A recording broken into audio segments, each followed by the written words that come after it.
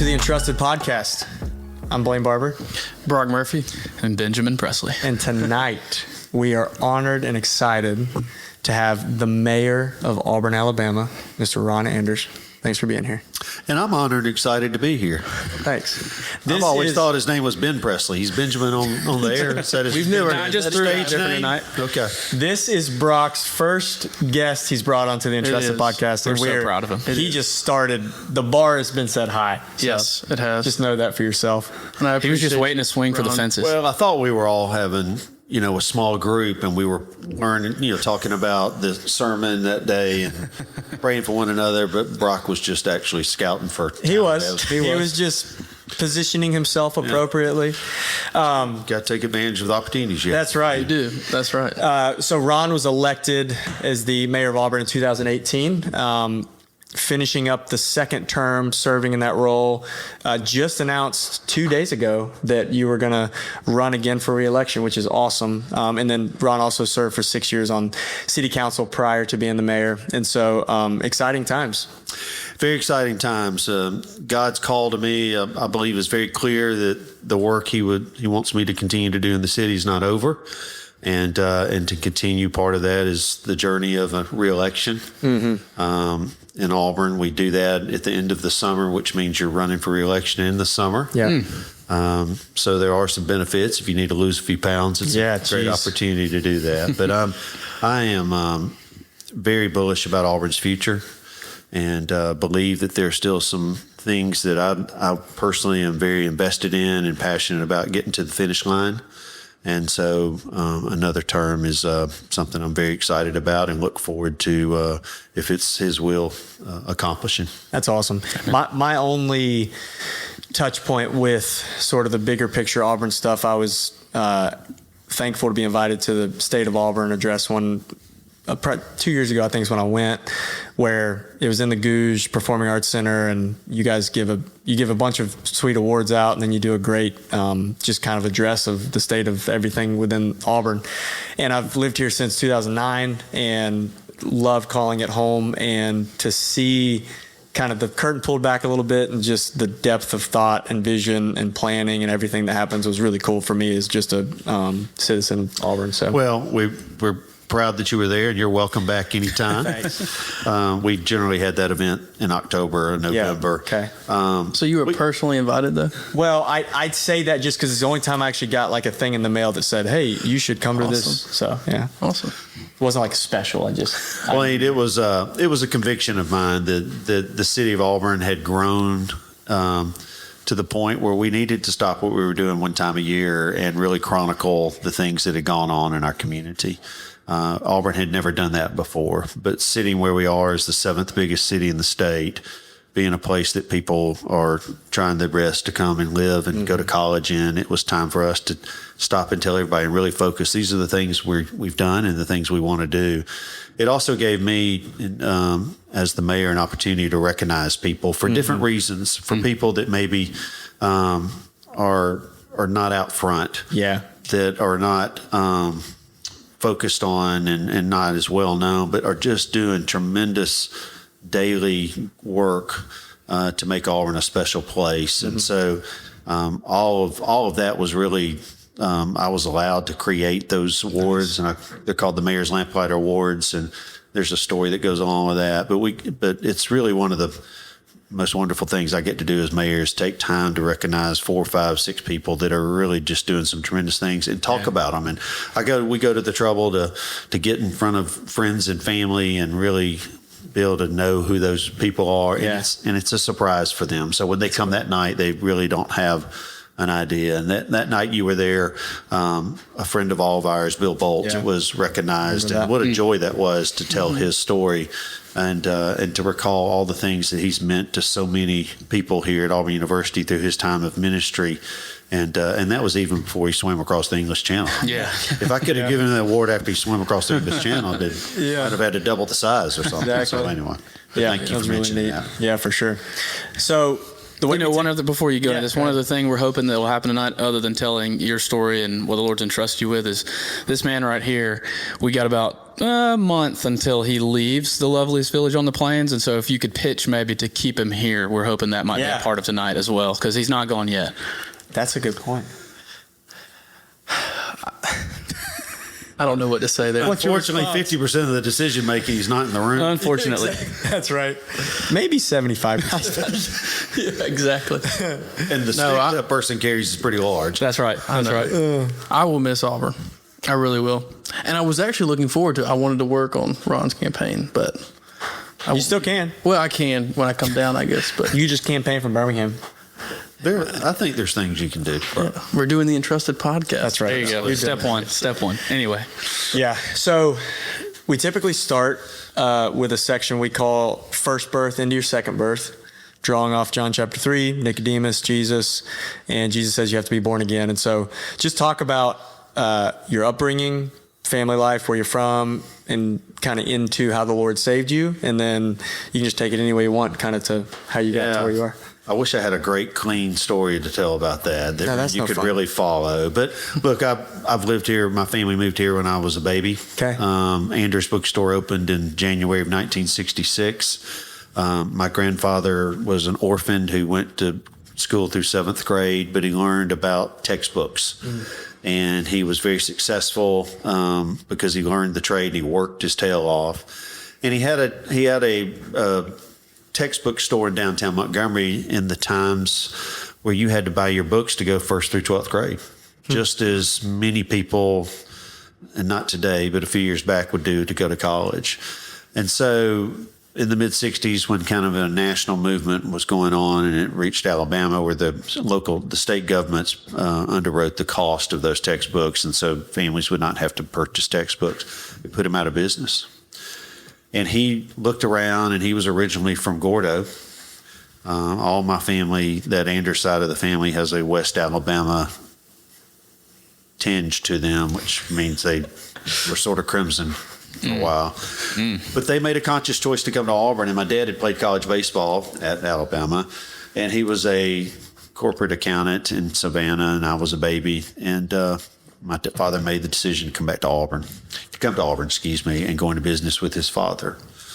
And so that's how we ended up here. Okay. And I tell people, an orphan with a 7th grade education is the only reason I'm sitting here as the mayor today. And God used that for this. Yeah. So, I grew up here in Auburn. It was wonderful. Auburn was a much different place in the 70s than it is today, when I was riding my bike all over town and played tackle football in Sanford Park. And we didn't know any different. I mean, it was an idyllic place to be and to go to ball games and to watch parades. And we had very limited eating choices, but it didn't matter to us. We were all happy. And to grow up in the school system, play Parks and Rec athletics, and then finally get to Auburn High.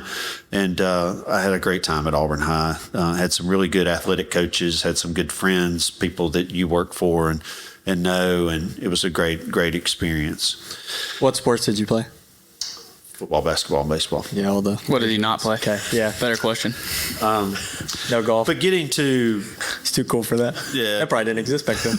At the high school level. Actually, not at the high school level. No, it didn't. But in 12th grade, Lakeview was having a revival. And there was a guy named John Riley who had kicked... He was a field goal kicker for Auburn in the late 60s, early 70s. And I had a friend, we were having a really wonderful season. We were ranked in the top 10 as a 4A school, and we were a very close senior class. We'd all kind of grown up together from little bitty boys to now being 17, 18 years old. And they asked me to go to this revival. I went, and I can't honestly tell anybody sitting in this room or that's listening why I went, but I went. And then I went the second night. And then I went to the third night.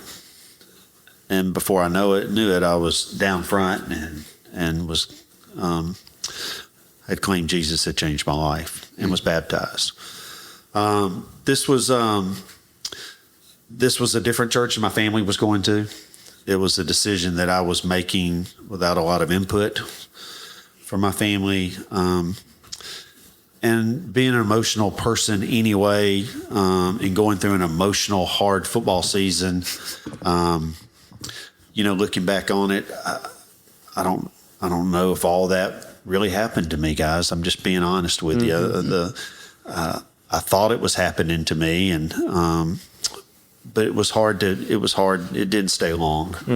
And by the 1st of January, as I was finishing up my senior year at Auburn High, I wasn't following the Lord at all. It was very spontaneous. To the credit of people who were assisting and looking out for me and praying with me in those early days of believing that I was a Christian, they continued to pursue me, and they continued to try to take me to lunch and create Bible study opportunities for me, and always used the fact that I had practice or a game or something else and didn't attend.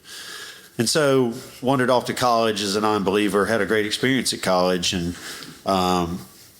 pledged a fraternity that I was really proud of, and had a great experience there, and got to be an Auburn cheerleader, and got to be the mic man and lead cheers, and Bo and Barkley were there, and Frank Thomas, and it was a great time to be at Auburn. That's awesome. And I had some great experiences, but I was not living a life of a Christian. Went off to Birmingham for a few years and came home, and things weren't really good with me personally. Very unsettled. Had some real personal trials and tribulations, but I came back into town and went to into business with my mom and dad, and my grandfather was still there. And really, it took a little bit, but soon afterwards, people of faith started pursuing me. Wayne Alderman is a dear friend of mine still to this day, and Dr. Peter Doyle, who's no longer with us, but Wayne got me to Peter, and these guys just started. Anyway, they started spending time with me. I was lost and I was hurt. And in Auburn in those days, there weren't many single people that were 24 and 25 years old. It was just a different time. And so there wasn't much to do. There were still some guys at the fraternity house I belonged to that were freshmen when I was a senior that were still hanging around. So I did some things with them, but so I was really just kind of alone, worked hard, but just kind of alone. My friends would come into town for ball games, whatnot. But the Lord had his way. And through those experiences, through those times with Peter and Wayne, I don't know if you want to call this backsliding or it wasn't true the first time around, but through Wayne and Peter's guidance, the Lord used them. I know I became a Christian then, and I know I accepted Jesus as my Lord and Savior then. And soon after that, I met my wife on aisle 3 at Anders bookstore, and I tell people she just couldn't get enough of my customer service. So, but 34 years later, we're together, and now we're grandparents, and learning how to date again as our house is empty and quieter. And she grew up in a very, very close believing family, and God brought her to me, and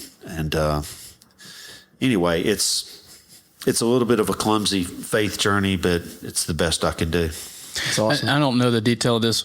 Did Becky live here when she met you on aisle 3, or was she in town, or what was the situation? She was in college, so Okay. I was definitely dating younger women in those days. That's what you got to do. It's not many options. Yeah, I was a single guy with not a lot of folks my age in town, and she was really cute, and I just worked really hard to find all the things that she needed that day. That's right. Good customer service. Was Anders always right there on Magnolia? It was Blaine. First place that the store was is where Moe's Southwest is located. Okay. Which is up the street closer to Toomer's. Yeah. That had been the Lambekai house. Okay. And then the Lambekais moved down the street to the location they are today. And when my grandfather came to town and leased it the first time, it was serving as a boarding house. Okay. Lambekai had left it, had been gone for a year or two. So that's where it was. And then about 12 years later, in 77, 78, one of the biggest moments in downtown Auburn history happened, and that's when McDonald's came to downtown Auburn.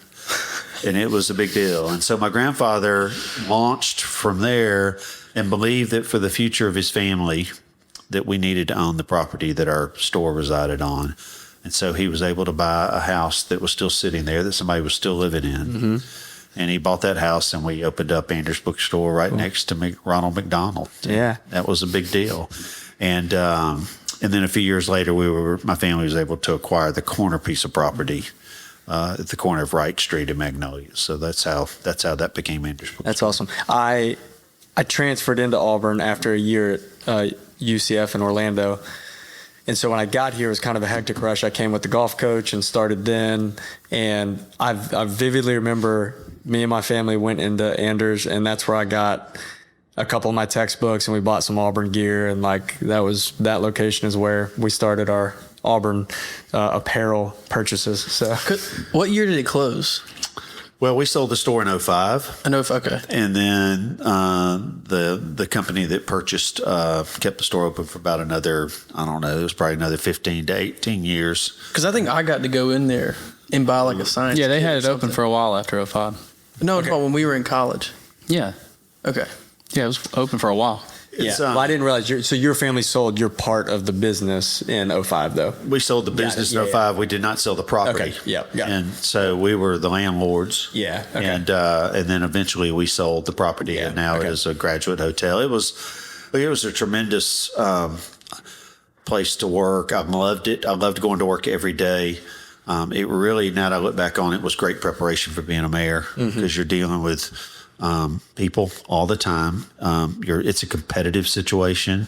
You've got some people that are thrilled to see you and thrilled to be with you, and some people that don't have good experiences, and they tell you all about it. And you're dealing with employees that some are really, really good and trustworthy and on time, and some struggle with those things. And so it was a tremendous preparation to potentially be a leader one day. But it was fun to be with my family and, spending my days with my dad and my grandfather. My grandfather and I used to go to McDonald's at 2:30 every afternoon, have one small cup of coffee, and he would just tell me stories about basically, growing up without a mom and daddy, and what was that like, and what was it like when he first started in the business. Just to hear the stories of his life serving in World War II, it was very, very precious time that I look back on.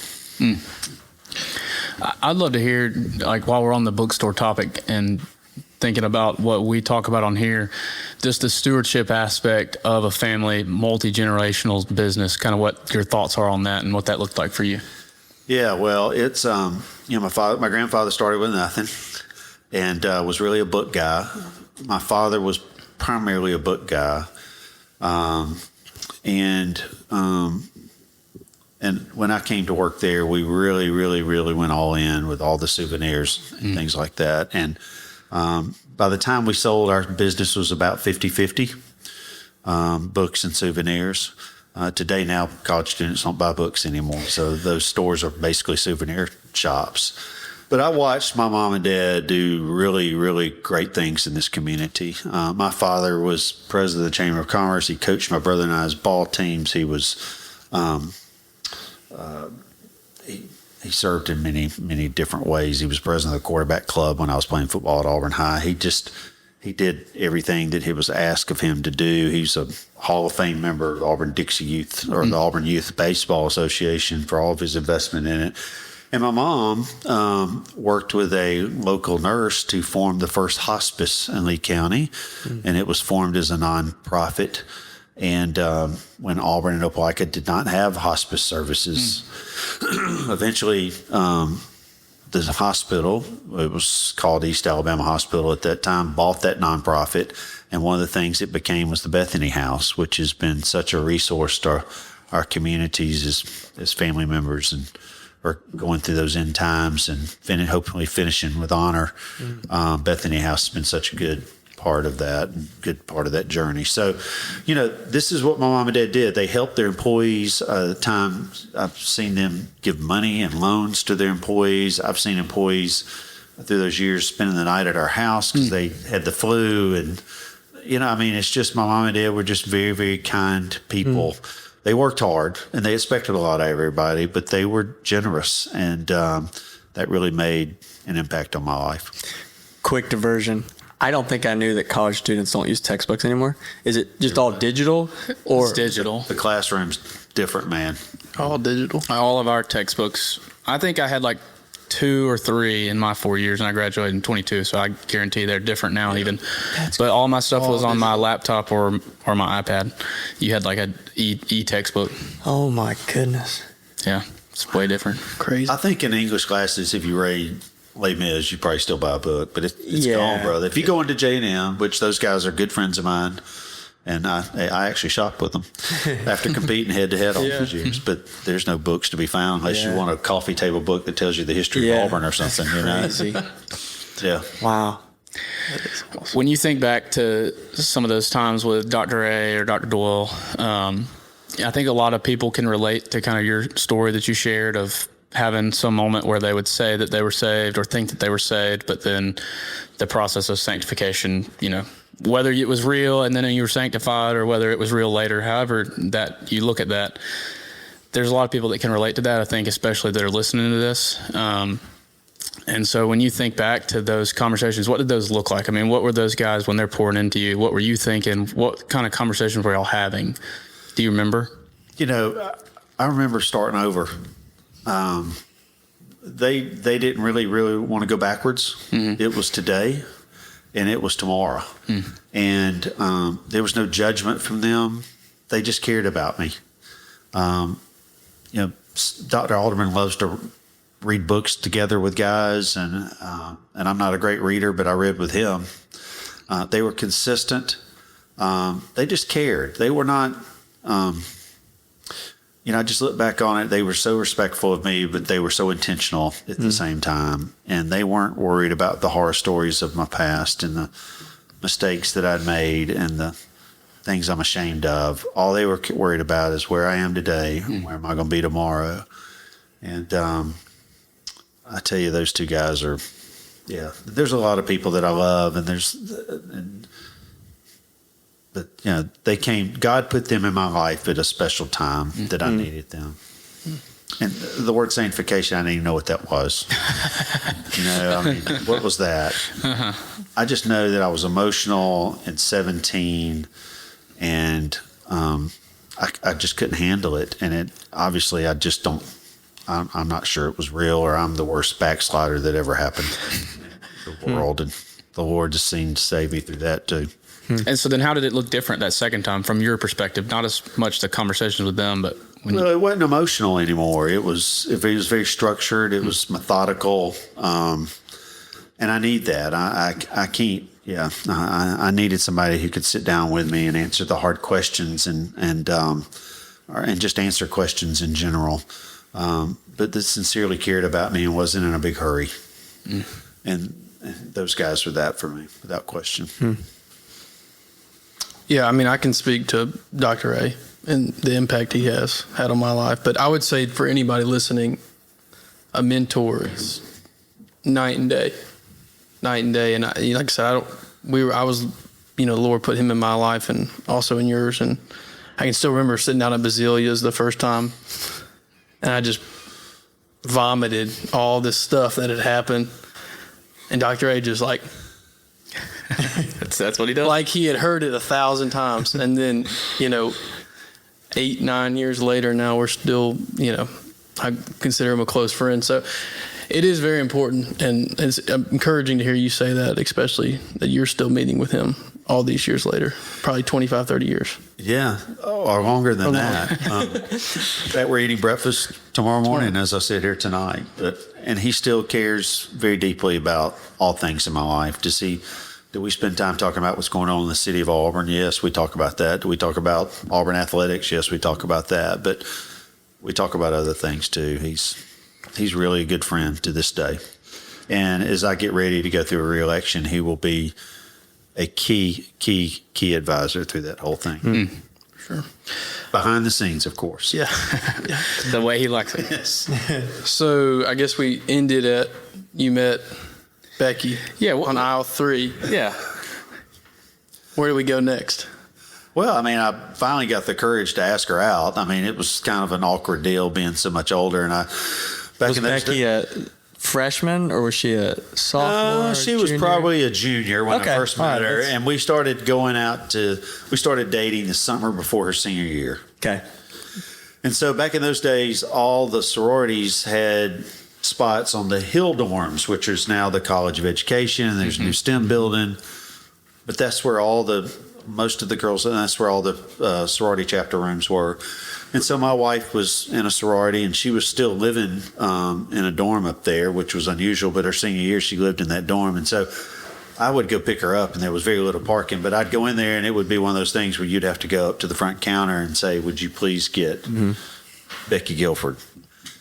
And so I'd been doing it for a little while, and of course I worked at this business that was, more than likely most of Auburn students had been in and out of there at some point in time for some reason.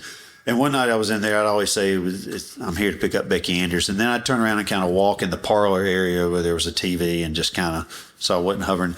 And the lady got on the phone, she said, "Becky, the Anders man is up here to pick you up." But you know what? She was worth being called the Anders man for, Yeah, I'll tell you that's that. right. 34 For sure. years later. So anyway, we got married after her senior year in 1992. Had a beautiful wedding in her little small hometown in South Alabama, and had our reception in her grandmother's backyard. It was just so small town America. And anyway, she's been a tremendous wife and just an unbelievable mama, and she's really, really coming into her own as grandmother. That's awesome.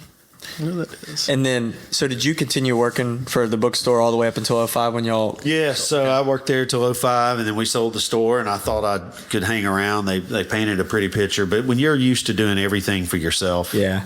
including deciding, when you're going to take the trash out and what days you're going to work and what you're going to buy and who you're going to hire, and then all of a sudden you're getting emails and calls from people that are sitting in a cubicle trying to give you those instructions. I quickly found out that this wasn't going to be the place for me. So I stayed there for a year and a half. And, corporate America is just real different than mom and pop America. Mm-hmm. And that business was named after my family. And I had spent at that time 20 adult years there and a number of other years working part-time as a college kid and a teenager. And it just wasn't going to be a workable solution for me going forward. Mm-hmm. And up to that point, what's your involvement in city? I know that you've just been serving. That's your heart. You have a servant heart for years, but I don't think you were extremely involved in the politics at that point yet, were you? No, but I was, through that time, I'd been the president of the Chamber of Commerce. Okay, so you were. We had recruited the Dixie Youth World Series to Auburn in 05, and that had happened. And I had served on a number of other boards. And I found this out online. Did you It's probably start true, the Auburn Raptors? I did. You beat my question. I was I'm about sorry. that I later. just happened to see Look that. at Brock doing some research. I did a little research. Well, if he invites me, I'd like to think he knows what I did. So exactly. That's They also hey, I'll gave tell you, you would think, but that's unusual. He does not. They gave you the title of CEO of the bookstore. I don't know if that was true or not, but Well, I mean, my dad. Yeah, I mean that was what it was when we sold the store. So, that was a travel basketball organization that I started, and it's still going on today. yeah. Still serving people today. Go back to what you were saying about your involvement in city council and all that. How through 2005. Yeah, so I had just started getting involved before we sold the store, and there's no question I thought I would want to be an elected official one day, but at the time we were having babies and my work life was in transition, and I had plenty on my plate from my other service things, so it wasn't the time yet. I mean, God had not. It just wasn't the time yet. He had not declared that this was the time to do that. So. But it was still a good time, and my parents were very supportive of those endeavors because they'd done it all as well. My father and I have the special asterisk of being the first father and son that were president of the Auburn Chamber of Commerce. Awesome. He was the president in 1976 when they actually named this new outer road Shug Jordan Parkway for Auburn's retiring football coach. So that was really cool for he and I to share that together. But I guess Josh right now is the only shot at making that a 3-generation thing. He is. he's not displayed a real acute desire to want to participate in those kind of activities. I think his father's participation is carrying the family right now. Okay. There's plenty of time. Saying there's a chance. Yeah, there's still time. I guess we might get an asterisk when the son-in-law moves back and he tries to slide in there. There's no question. I think his ambition radar is pretty high. Yeah. Entrusted is brought to you in part by Primo Golf Apparel. Based out of Utah and built on a simple belief: golfers are athletes. When I first partnered with Primo, I was proud to be their first ever professional ambassador, because what they were doing wasn't just about fashion, it was about function. They were among the first to introduce golf joggers to the game, and they changed how golfers thought about performance wear. Today, Primo's lineup goes way beyond joggers, from polos to outerwear to shorts to leisure wear that actually moves with you.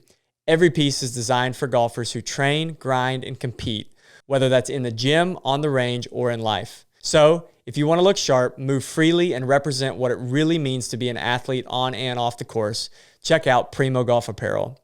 You can visit primogolfapparel.com and use code Entrusted for 15% off your next order. Primo Golf Apparel. Golfers are athletes. At what point in time did you feel the Lord was entrusting you, and hence with the podcast, to go into, I don't know if the word's politics, but local government? Is that Yeah. Elected service. elected? There we go.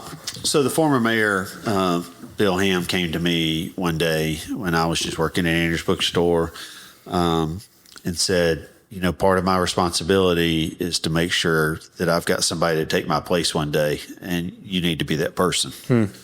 Wow, that's got to mean a lot.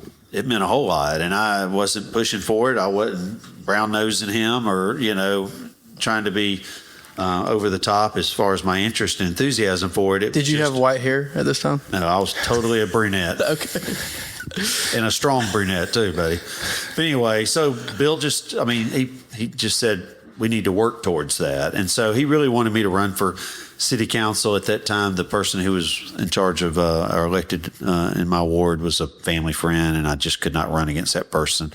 And so I had to hang loose and wait for an opportunity. And eventually, it was really apparent that I was not going to give up. And that person who was representing our ward came to me and said, I'm going to run for county commission. If I get elected, I'm sure you'll have the support to get appointed to the city council. And that's exactly what happened. She ran for county commission, won, and then to take a place of somebody who's leaving the council can appoint somebody to do that, to fill their term.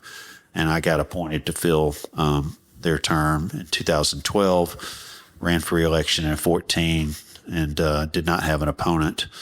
And at that time, the council appointed me as the mayor pro tem. So that means you're kind of the vice mayor, more or less, in layman's terms. And so I got to do more than just being a council person. I got to run a number of meetings, but I got to go to decision-making opportunities when you're really thinking about how are we going to handle this problem, how are we going to handle this challenge, how are we going to handle this opportunity. And Mayor Ham was very gracious to really prepare me for that moment. And so in 2018, he decided after 20 years and 5 terms that he had done what he needed to do, and it was his time for him to retire, and that's when I ran. You go. I just want to hear, when, we got probably a lot of people that are listening that are, and Brock and I are this way, and Blaine, we're all younger than you, I guess. Yes, that's a nice way to put it. Yeah, I was trying to think through how to say it. Yeah. But You did a great job. Nailed that one. Yeah. When you think it was of the hair that gave it away. Yeah, that's right. When you think about selling the business or having that time where you've been told, all right, we're going to work towards this, but then there's really not an opportunity, and just all different types of seasons of change in your life, what that looked like as a believer, walking through that with kind of the tension between the ambition and the patience and just trusting the Lord in that, and what that looked like in your life. Well, it's a great question. And I would tell you, I was really surprised at how walking away from that bookstore and selling that store really impacted my life. And in the worst of terms, you could call that an idol. Mm-hmm. In the best of terms, it was just a family business that really represented who we were as a group of people, the way we thought, the way we did life, and the way we saw our role in supporting Auburn. And I really missed it. And I had a hard time recovering from that because I thought I was going to be doing it for the rest of my life. And if technology hadn't changed the classroom, if, Dad and I saw the writing and was on the wall that the industry was going to change. And so when we were pursued, the people who ended up buying our store, it took them 3 chances for us to say yes. But it was hard to overcome. There's no question about that. And maybe that gets back to my more emotional personality style, but I was very, very connected and drawn to my family's business and loved being there. And I had a hard time kind of recreating myself. And those were some challenging times for me that I spent very frustrated and seeking God's wisdom and advice. And I wouldn't say that those were easy times at all. I bounced around and did a few things before I became the mayor. And some of those were really good opportunities and really good times for me to fine-tune some of my skills and habits and be helpful to things and be helpful to people who are entrepreneurs. And those were all good experiences. But for me, that was a tough time. And I would say that being the mayor's been just really honestly been just as fulfilling, much like having a family business. There's a lot of similarities in what drives me for both of those jobs. With the selling of the bookstore, 2005, we just had Jim Corman on and released that episode recently, and he specifically talks about going back and kind of seeing the long-term vision for long-distance phone calls and his idea for starting his company. Did y'all, I know you said you saw the writing on the wall, did y'all see books coming to an end? And we did. And that's why you sold? And those days, people were starting to do things called custom books, where they were taking chapters from this, chapters from that, chapters from this, chapters from that, and they were creating their own book. And we would sell those, but the bread and butter of our book business is buying the books back and reselling them again, kind of like cars. And you couldn't do those with those. And so professors, to their credit, were just seeing that this is a more pliable way for me to control what I teach my students. And why do I want them to buy a book that I'm only going to ask them to read half of it when I can just get the copyright to print half of this book and then put an article from a magazine and a study from this scientist and put it all together and say, that's my textbook. And so that was starting to happen at a pretty significant clip. And so that was just a leader to say, there's probably some other things coming down the pike. And we were close enough to people across the street because College of Engineering was right across the street from our family's business. So those are some of the smartest people that reside on our campus. And a lot of them drank coffee and ate cheeseburgers next door to us at McDonald's. And so we had great relationships. And they would continue to tell us that to get ready because the way students were going to be taught in the future was about to really change. So, the 04 football season, Auburn goes undefeated, finished second in the country. And that's when electronic commerce, which is what it was called in those days, not e-commerce, but that was when that was just starting. And we were really ready for it. We were prepared. And that, from the time that Auburn won the SEC championship, the first week in December, until Christmas Eve, we worked our tails off and we were really able to capitalize. Now, we worked every single day between the SEC championship and Christmas Day. That's selling like shirts and stuff. Selling T-shirts, hats, shirts, whatever. Didn't we just claim that as a national championship? Well, I think we did. It's one of the ones for sure. Congrats, Coach Tuberville. So there's a billboard down Donahue. No question. It's like It's 04 national championship team. It's got all the guys listed. really interesting. But anyway, that was something that was really positive, and we took advantage of, and that part of the business has not changed. If I go into my friend Trey and Skip's business at J&M and see how it's set up, they're primarily an Auburn soft goods business, and so we could have stayed in that part of it, but we had a company that made us a fair offer, and our financial advisors and legal advisors said, you need to take it. And so we took it, and we got to keep our property, and we continued to rent our property to the company, and it seemed all right. And I look back on it, and it was still probably the right decision, but it certainly created some challenges for me personally as I tried to figure out what was next. All right, so then I just want to fast forward a few years. Let's get to becoming the mayor. What Quickly before that, Yeah. When you're on city council serving in that capacity as an elected official, what are you doing on city council? Explain to an ignorant citizen what the city council actually oversees, and just kind of some of the high level, like. We make all the laws, and we spend all the money. Perfect. That's a sweet job. So that's about as simple as I can make it. Okay. There are also times and that you facilitate the handling of problems and things. There are opportunities for you to create vision and plans for the future. Mm-hmm. But day to day, what you do at those meetings, those are the things that you do at those meetings. Okay. Man, that's an important And then job. just a sidebar question too. When you took over in city council, when you became city, why would someone leave Auburn City to go to the county? I mean, is there kind of, just curious, why she would want to, or why would somebody want to go? I believe that she really had some interest about what was going on in the county at that time. Lee County has grown just like the cities of Auburn and Opelika have grown, and so they were having some challenges out there. I think, without question, that she was a great family friend and believed that I was ready to take my place there. And, she knew that her leaving would create an opportunity for me. That's awesome. Okay. To the mayor. Back to becoming the mayor.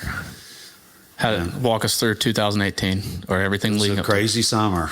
I announced I was running for mayor right after Memorial Day. Mayor Ham at the mayor's Memorial Day breakfast, which is a great tradition we have where we honor a deceased veteran and a living veteran, and really spend a couple hours talking about Memorial Day and what it should mean for our community, and lay a wreath. And I look forward to this year. But he announced that day he was not running, and so we made our announcement. Didn't know what would happen, but obviously 5 other people thought they could do the job better than me. And so it was a race all summer. Our election is the last Tuesday in August, as it will be this year. And it was quite the experience. It was something I've never done before. And lots of grunt work, a lot of entertaining, a lot of talking. It was very, very challenging. And I ended up in a runoff, which then took it another 6 weeks. So you're right, the last Tuesday in August, and then you go to the first week in October. But we were successful. I really am thankful for the people that are around me that want to see me win and be successful, and I'm really a product of a lot of their hard work and guidance, and so I was able to win in the runoff, and then was sworn in first Tuesday in November. And I know Bill, really had pushed you towards it and thought that was going to be a good thing for you. But why did you want to do it at that time? Like, what was your motivation or thought or calling behind it? I'm just completely convicted this is what God wants me to do. I don't think I've done everything He's wanted me to do in my life, but I'm confident that this is where He wants me. He has given me a natural passion and love for my community that I can't explain sitting here to you today. My love of my life has been my faith in my family and my town. I don't have any hobbies. I go watch Auburn play basketball. I work out a little bit. I just don't. I mean, it's been serving our community in different roles is what I've been passionate about. And I love it. I think about it all the time. I try to figure the best way to do things all the time. I spend my time with people and talk to them about Auburn of all ages and stages of life. And so that part is clear. I can't understand and explain everything that's happened to me in my life, but I know this is where God wants me to be. I wasn't going to make a big deal out of it, but since he said it, he might be more than double your age, but he's 100% the most jacked of all of us. He is. Without a doubt. Well, in my job, not everybody appreciates what I do. I respect that. Got to give them something to think about. That's right. So, and then just for, I know this is, I think I know the answer, but I want maybe to confirm. What is voter turnout like in Auburn? Is it, Like percentage wise? yeah, like, Yeah, it's not what it should be. It's not what it should So when but is that standard though across pretty much all elections or like in all cities? well, I would think most municipal elections are less than state elections, and certainly less than presidential elections. I've never voted, and I'm ashamed of that. Yeah, well, that's what, Well, the same. But that's about to Well, change. there's a first for everything. That's about to change. I know. Are you in city limits? Oh, crap. You did just move. Thank Okay. you. Your heart was in the right place, Blaine. I mean, your own Since you tax can't return? vote, since you can't vote, we'll count on I'll you campaign. to campaign. There you go. Yeah, I would love to. No, that's interesting. What was the question again?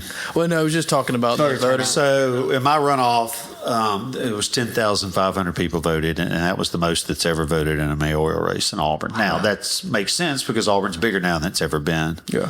But What's the population of Auburn? probably 85,000. Wow. That's more than I thought. Now look, 35 of that are students. Okay. and I was going to ask if probably that counted. 8,000 more are university related employees.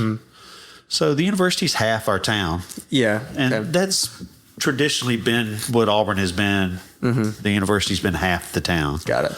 The university's really experienced some tremendous growth. When I became the mayor, the university was around 25,000, and today, 8 years later, it's 35,000.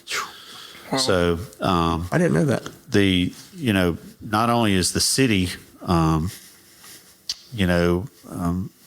finding people who want to live here and do life here, certainly the university has students and families that want their children to be here too. Yeah. So continuing into kind of where we're at today, but as a mayor, what is been the most challenging thing you've had to, I don't want to say one big specific thing, but what's some challenges that you've had to deal with being mayor that? Look, I mean, the overall biggest thing that we deal with is the just how do we manage Auburn when so many people want to be here. So many students want to be here. So many families want to be here. So many retirees be here. It's our community is spreading into areas that were built, that were farms, that have farm roads, that don't have residential infrastructure. They have, a lot of acres and a house and a barn infrastructure. And so, the heads and the beds always come before those improvements. And so we spend an inordinate amount of time planning for that and trying to forecast where the next growth is coming from and where the next water lines need to be laid, and where do we need to spend the most money on the roads and what sections of town. I mean, we just think about those things. Where's the next fire station going? How far do we need to allow our city limits to extend to? Those are good problems. Yeah. I'm part of a couple of statewide entities, the Big Ten mayors and the Alabama League of Municipalities. And I mean, I know at 5 o'clock people get frustrated, but I can tell you we would rather have Auburn's traffic than some other town's problems. Yeah. And we're fortunate that people want to be here. And they want to be here for all the reasons that everybody else wants to be here, because the quality of life is good and we have a safe community with excellent public safety and good public schools for our children. And we have a university that provides a quality of life and experiences that most small towns don't get. And now we got cool restaurants, and our parks and rec facilities are catching up, and we got 3 private clubs and a municipal course that's pretty decent for people that love to play golf. And we've just got a lot of cool things going on here. And so people want that. And we've just got to figure out a way to manage it. The most challenging thing that I've been through has been the murder of one of our police officers. And that happened in May after I was sworn in November. And that's something you're just not prepared for. There's nothing that prepares you for that moment when somebody who's charged with protecting you is no longer with you. It was a real wake up moment for me, and something that that really, I mean, it was a moment when I realized it was time to be the mayor and I needed to act like a mayor. But we built a road here in town, and we've named it for him, and we think about him all the time, and he gave his life protecting us and our police officers and our firefighters too. I would say with complete personal conviction, they are heroes, and what they do on our behalf is can never be discounted, and we can't thank them enough. Yeah. Amen. I'm going to make a bit of an assumption here, so you can tell me if I'm completely incorrect on what I'm about to ask you. I would imagine being the mayor, that type of position is one where there could be some struggle on both ends of the identity spectrum, where one day you walk into a cool event, cool room, everybody knows you, shaking your hand, you get to give a cool speech, you feel like walk out, I'm the mayor of Auburn. Next day, you get 15 different random emails. My trash hadn't been picked up. You're the worst mayor. You know, this guy, why does he let the high rises come in town? All that kind of stuff. And you're just, going back and forth, letting your identity be one way or the other. Is that a fair assumption? Absolutely. It's a fair assumption. And it happens. I think it happened today. Yeah. And so what does that, like for you as a believer being rooted in Christ, how does that look day to day for you? I don't say this callously, but I don't know how a non-believer can be the mayor. Because it's a roller coaster. It's up and down. The highs are really high, and it's just what you described. There's nothing better than to go into a big room of people that are generally happy to see and smiling at you, and you say things that they really agree with, and you're able to connect. And the next day you're getting pounded. And you can't solve the problem immediately, and it's going to take time, which means you get pounded more. Yeah. And people love our community, and they're passionate about our community, and almost every significant decision we make, Benjamin, makes some people really happy and some people really disappointed. Yeah. And so you just got to prevent yourself from getting on the roller coaster because it's unhealthy, and it doesn't allow you to be the kind of leader you need to be, because just as soon, and this is where retail really helped me, because in retail, things can change. The next moment somebody walks in that door, your next hour could change. You could be killing it, and you could have had 15 customers come in there and spend $100 with you. And then here comes somebody that bought something online and it didn't fit, and you ruined their kids' Christmas, and they're raising holy heck right there in the middle of your store. And so it's like that in the city. You could have pleased a lot of people, and people were really patting you on the back, and then a couple of things happen, and it is a scramble to get those corrected. And if you allow yourself, you could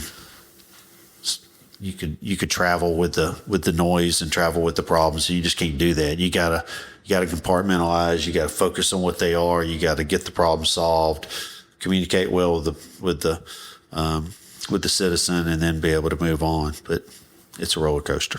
That was a great question. That was a good question. I can only imagine. I just know that would be a hard. You must read social media all the time. I read social media. I was also a fraternity president, which is a very similar type, you get a lot more complaints than praises, but you do get to do some cool things. So I know kind of that struggle that I dealt with as well. So I can only imagine. You were the mayor of your fraternity. Yeah. It's a very similar type of role. We're talking about. I knew it's a fraternity. Actually, that brings me $100+ million budget versus. No, it's similar concepts, and that actually brings me to another question that someone wanted me to ask you, because it's very similar to the fraternity thing. If I'm not mistaken, the mayor, if you look at like the actual description of the role, it is a very much part-time job, and you are not at all treating it like a part-time job. Can you just talk to us about what that looks like for you, and why you feel the need to not let it be what it really is described as? Because it's not.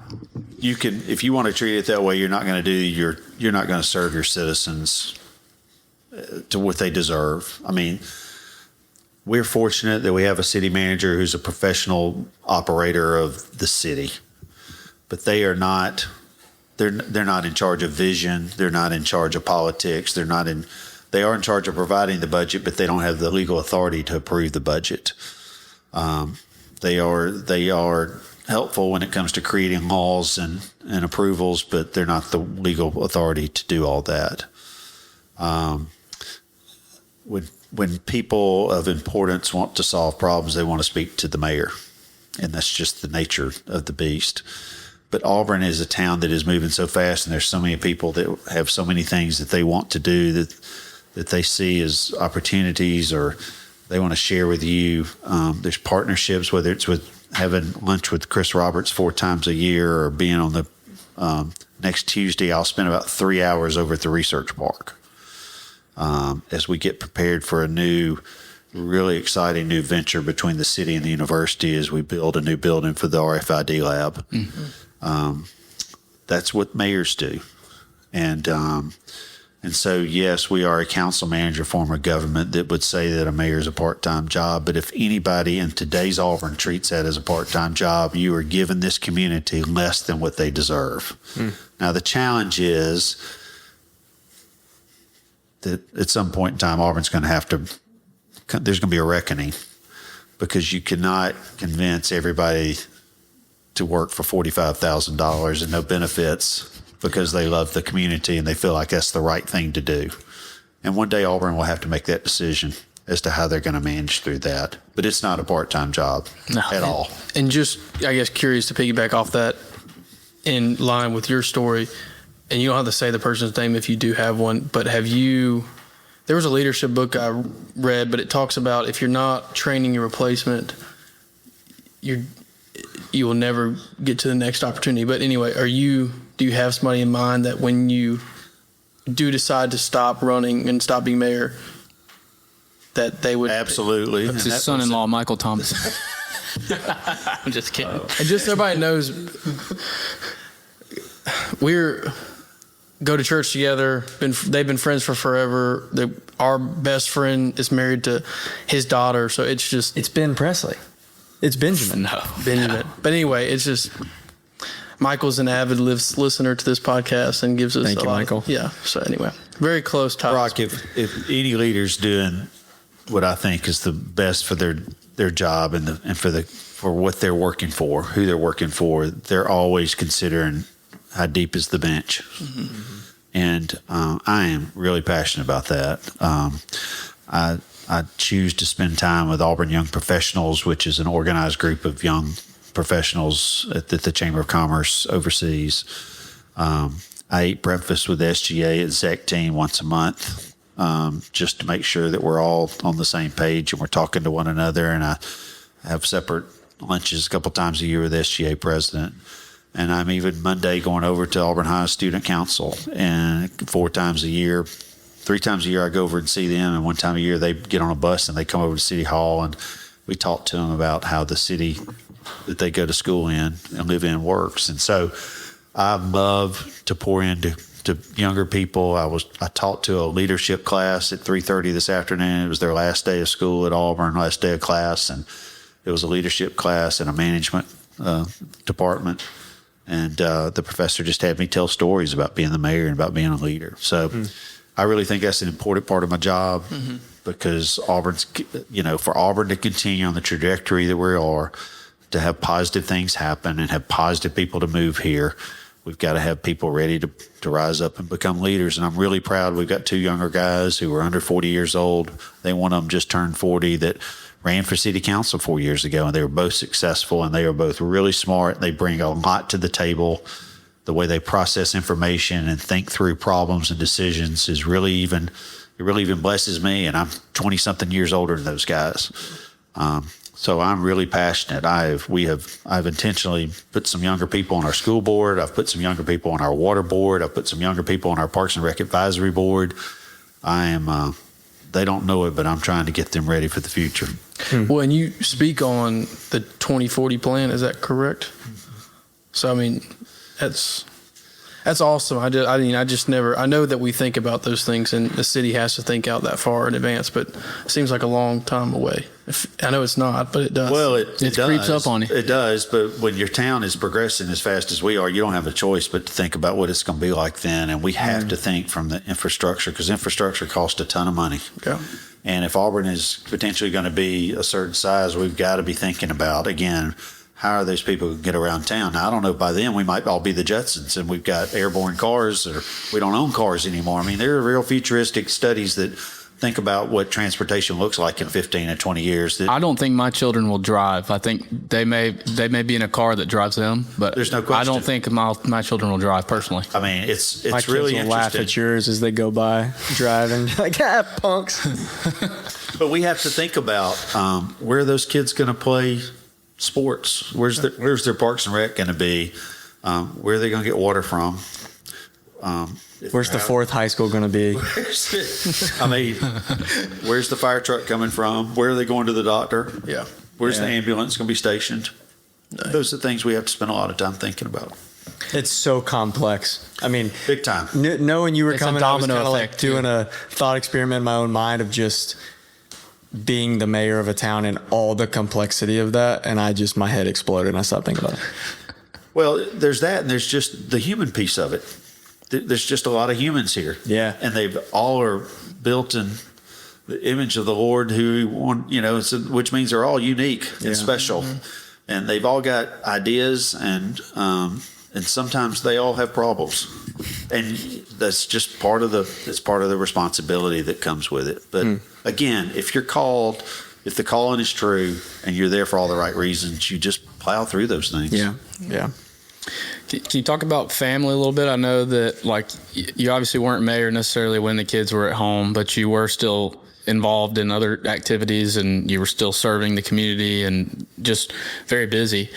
But you still, I'm sure, made time for family. And now you talked about compartmentalization and all that. Just what does that look like with all the things you've got going on during the day, but then still coming back to family, now grandchildren, things like that? Yeah, well, the Lord has blessed me. They are, anyway, my family's really special. And it starts with my wife, who is, she is a small town Southern girl, but she is tough as nails and she is loyal beyond any ability to calculate what that is. She is, her well of love for her family is infinite. And I really was blessed. Even when I was working at my family business, we had to put in long days and there was stresses, and she was, delivering our 3 children into the world and was just a fantastic mom. Our 3 children are just tremendous. I'm so proud of them, and Becky has a lot to do with that, but so does the Lord. They all know the Lord. They all love theology. They're all interesting and unique in their own way, and they're all alike in some ways too. And I'm very blessed to have 2 boys and a little sister. It made my daughter's raising very unique to have 2 older brothers that were extremely active in her life and opinionated about everything that she said and did and wore. But I think she would look at that as a net strength in today's world, as she can handle DC because she can handle her big brothers. But I'm very blessed, and to be a granddad now it's really one of life's true gifts. And so, yes, there are times. I mean, my grandson was over at my house today, and because I'm the mayor, I decided to go to lunch at 12:30, and I went home and held him for about 45 minutes and ate some chicken salad. And my mother came over, and I did have the liberty to put that on my schedule and say, this is what I'm going to do. And I hope that's okay with our citizens. I think they would understand. But I hope that my love of my family gives our citizens confidence that my priority's in the right place when I try to make hard decisions on their behalf. And if you come in my office, you can see my family. They're everywhere. Yeah. That's awesome. So we had Hoffman Ryan on this podcast a little bit ago, and I listened to an episode that you did with his podcast, and there was a line that stood out that I'd love for you to just expound upon a little bit, just in light of being the mayor and the millions of decisions. Blaine talked about the complexities, the decisions you're making every day, the big picture decisions, all that, and just what that looks like as a believer. The quote you said that I loved was, just because it's not a spiritual decision does not mean it's spiritually influenced. And so just what does that look like for you in the day-to-day making all those decisions? Well, to me, every decision I make is a spiritual decision. When I'm, as a mayor, when everything you touch, everything you determine has a consequence for people that live with you, that's spiritual. And that's a mighty, tremendous responsibility. And and call that God has given me. And so for me to blow off his role in that, I would be way too cocky if that was the case. And I certainly would be guilty of not using all the great excuse me just for a second. I'd be guilty of not using all the tools in the toolbox if I left him out. Yeah. And so my faith is part of every single decision I make.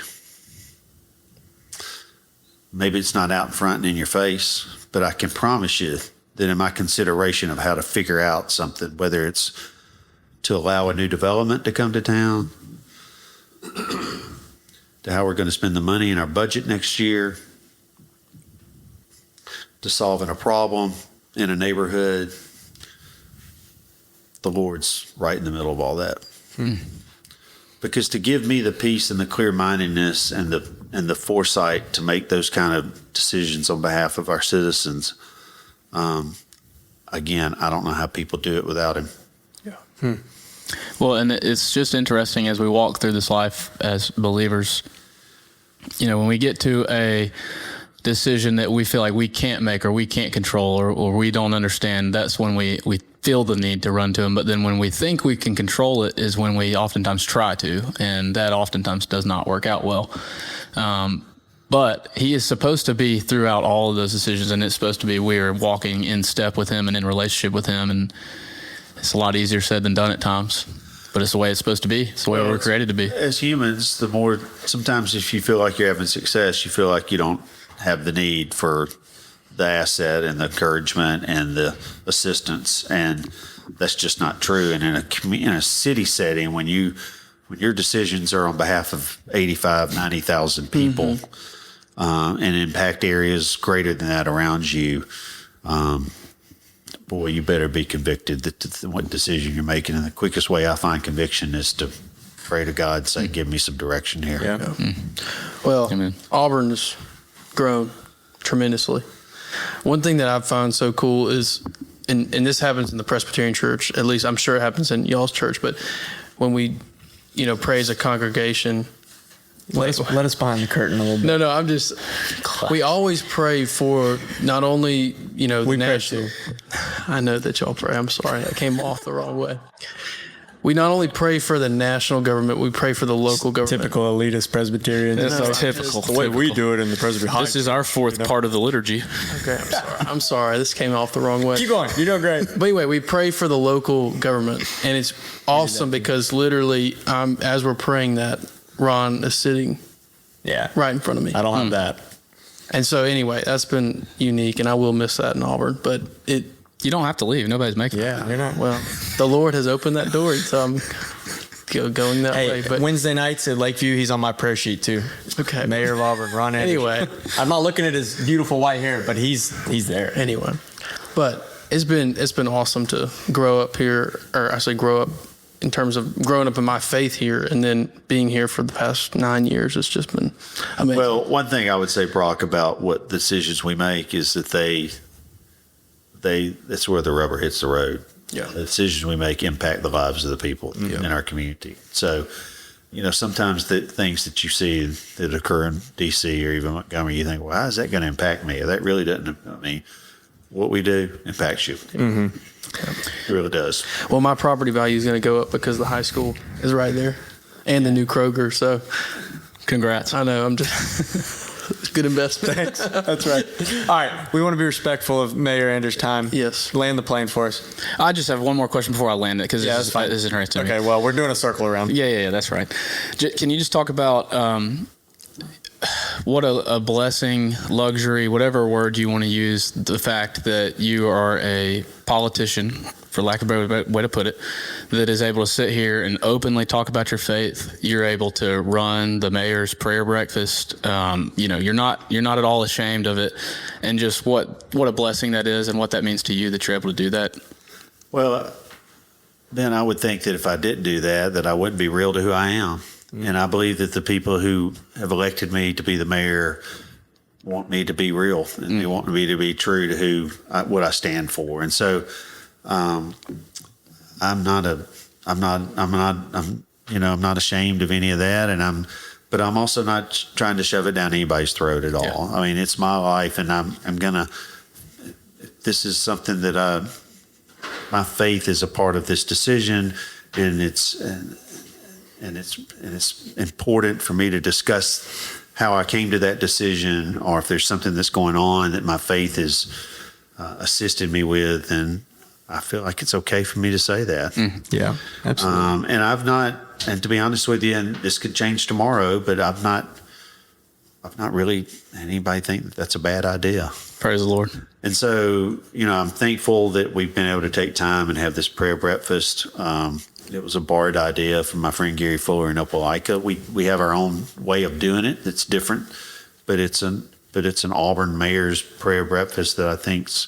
We've done it twice, and I believe it's been well received, and people that have attended have thought it was valuable time for them to spend. And for the first time, the city of Auburn is going to have a part of the National Day of Prayer, and Embrace Church is going to host a prayer service late that afternoon or early evening as a part of National Day of Prayer, which the city of Auburn has never had its own National Day of Prayer service. There was one last year at Langdon Hall that the students did, but this will be the first one kind of for the community. So these are all good things. And I have a Bible on my desk. I had 12 citizens that came in today. They were going through Citizens Academy, and they clearly know where faith stands in my daily walk and my decision making on their behalf. And I got to be who God wants me to be. Yeah. Amen. Absolutely. Well, y'all have any other before I? Nope. So the way we always just close this is we like to just ask you, in light of everything that you've shared, the stories that we've talked about, if you were just to summarize what the Lord's entrusted you with, what would you say that is? And then the last thing after that is, if you were to recommend to any fellow believer or anyone who maybe is not a believer, but they've been encouraged by this, any type of book or book of the Bible or something they could read further to know about all this. Look, without question, God I believe has continued to ask me to serve our citizens as running for mayor. I am open that if that's not what happens on August the 25th and my time will end in late October, that He's got another plan for me, and I'm confident in that. But I think through the journey of this summer, through the experience of running for a race and being able to share with people what my vision is for this community and what my values are for Auburn and how important it is, and that I believe its greatest days are still laying before it, that's part of God's call. And He wants me to run, and that running might mean victory and continue to serve for 4 more years, and that running might mean great, but you're done now and finish up strong in October. And that's going to be its own challenge that you're going to have to rely on me on, is to face defeat, but still have to serve for 8 more weeks with honor and integrity. Yeah. So that's where I am right now with that, and it's a major responsibility, and it's a major lift for my family, because there's nothing I do is on my own, and it will involve every single one of them and a lot of other people in this community that I know have already communicated to me that they want to help. And so we'll get after it, and we'll do what He asked us to do, and we'll do it the right way, and we'll just see what happens after that. Love it. Hey guys, this is Blaine, one of the hosts here at Entrusted. We are really grateful you chose to spend some time with us today. We know you have lots of options, and we hope that the thoughts and the messages from this talk we had with our guests really propelled you to explore the design that you were created for. The best ways to support us: check out our socials, like, subscribe, leave a review, tell your friends, family, coworkers, neighbors. We hope you enjoyed this episode, and we hope you'll tune back in next time.